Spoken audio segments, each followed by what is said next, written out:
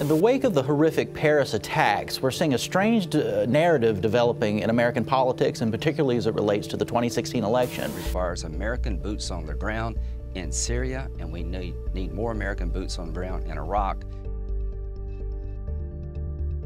He says we need to commit ground troops. Are you prepared to make that kind of a statement? Michael, I've been saying that for a long time. You can't exclude the possibility of ground troops. You are going to need troops on the ground, and I think Republican voters, I don't agree at all. I mean, yes, they're a little bit war-weary, and they're a little worried about another intervention in the Middle East. At the end of the day, the candidate who articulates a credible strategy for destroying ISIS will be stronger, not weaker, on the Republican side. This idea that we're supposed to listen to the same quote-unquote foreign policy experts who, if you look at their policies, actually had a lot to do with the creation or the formation, or however you want to look at it, of ISIS. Lindsey Graham would say ISIS exists because of people like Rand Paul. It's exactly the opposite. ISIS exists and grew stronger because of the hawks in our party. They created these people. ISIS was created after President Obama got elected. Your brother created ISIS. We shouldn't have gone to Iraq, and you wouldn't have ISIS, believe me. You wouldn't have it.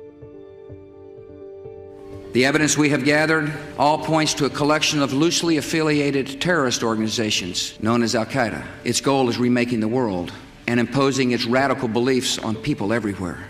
On my orders, the United States military has begun strikes against Al-Qaeda terrorist training camps and military installations of the Taliban regime in Afghanistan. On my orders, coalition forces have begun striking selected targets of military importance to undermine Saddam Hussein's ability to wage war. These are opening stages of what will be a broad and concerted campaign. And it is a vote that says clearly to Saddam Hussein, this is your last chance. Disarm or be disarmed. As we learned when we went into Iraq, you have to be careful of the bucket that gets overturned and what now spills everywhere, because what has spilled is a vacuum that allowed this thing to happen in the first place. That goes to the war in Iraq, period. You could very well argue that the reason ISIS came to the fore and gathered its strength and is so vicious is because of the way we botched the war in Iraq. The facts are there for you. Because of our presence there in the first place. If you look at the 2003 invasion of Iraq, there are lots of people running for president right now who still think that was a good idea. Was it a mistake to go to war in Iraq? No, I don't believe it was. The world is a better place because Saddam Hussein doesn't run Iraq. Even George W. Bush has admitted that that helped with the formation of ISIS.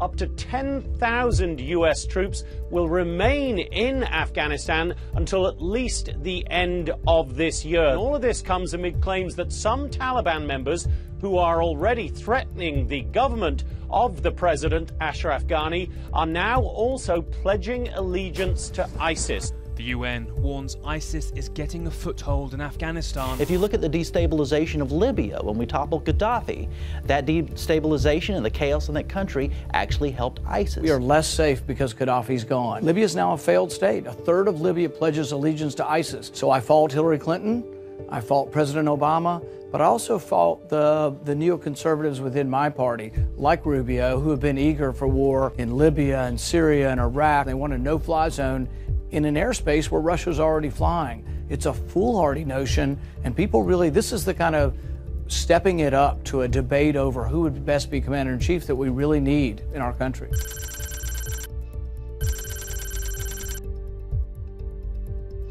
If you look at American politicians, once again, some of whom are running for president right now, who've actually voted to aid moderate Syrian rebels, some of those weapons ending up in the hands of ISIS. We have credible reports of beheadings, of shootings, of militants taking over the military equipment that the United States left behind for the Iraqis to defend themselves. It really exposed the fissure between the neocons who want to expand defense spending and engage militarily, and the pure economic, rational thought about where do you get the money from? How do you pay for it? We just went through that. We just spent trillions of dollars that were unaccounted for, that caused a lot of problems and a lot of pain. Are you willing to repeat that? Are we about to be drawn back into a conflict in Iraq? The same people who 12 years ago told us this will be quick, this will be easy, this will be inexpensive, they will see us as liberators, it's the right thing to do, are now telling us It's the right thing to do. There's at least one senator up there, if he had his way, we'd be in 15 countries right now, in 15 different civil wars. I think the American people want to defend the country, but aren't overly eager to get involved in war. Not one more life.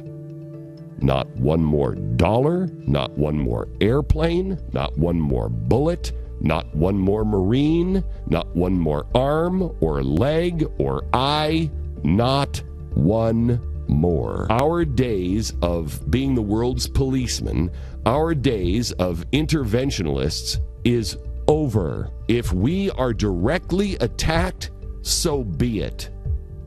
But this must end now. These are the same people who time and time and time again have made decisions that have helped this extremist group, and now we're supposed to be listening to them first and foremost? That just doesn't make sense.